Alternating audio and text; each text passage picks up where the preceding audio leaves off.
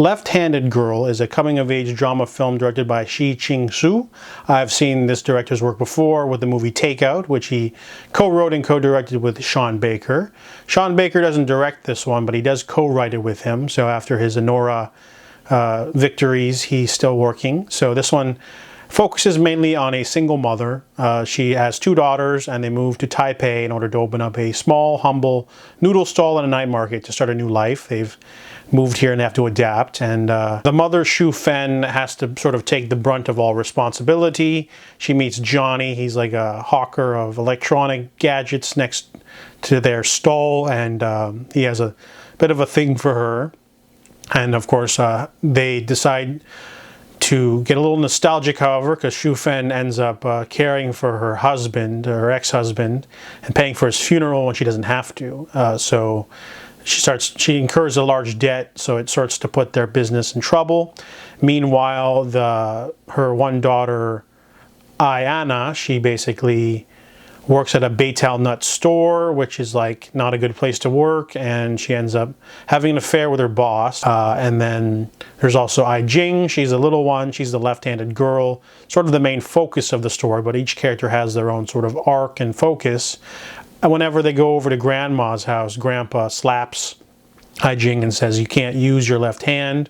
It's a devil hand." So Ai-Jing doesn't know how to process this, so she basically thinks that her left hand is evil, so she starts shoplifting with it and doing bad things with it and getting in all sorts of shenanigans. The movie has a wonderful cinematography of like a floating camera technique, so you kind of feel like you're only like the same age as Ai-Jing and you're walking around with her, or you're like a dog and you're just sort of just following the characters around as they do stuff, and each character gets their own focus. So Ayana has a really great scene where she's trying to just be a normal teenager at a party, but she ends up getting into a verbal spat with some other kids her age. And then Ai-Jing has her whole shoplifting saga, but then even the grandma is doing some weird stuff by going to America. She's smuggling something that she shouldn't, and eventually going to have a reckoning. And then of course the main conflict is going to be Shu-Fen not being able to do the rent because she paid for a funeral that she didn't have to. There's a lot of family infighting and squabbling, and it definitely feels really gritty documentary, like you're not even watching a movie, like you're just sitting in awkwardly at a family function and then people just start yelling at each other. So it has that really grounded real life feel that I really liked.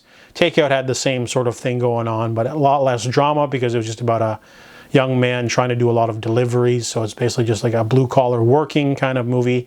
This is more of a family drama that has a lot of explosive stuff happen at the end of the film too, with little subplots blowing up here and there. And overall, wonderful film, very full of heart and warmth and family structure. It's definitely unlike anything I've seen recently. It definitely has that amazing independent film charm, really good acting from everyone too. So Left-Handed Girl is a triumph, and I give it a 7.5 out of 10.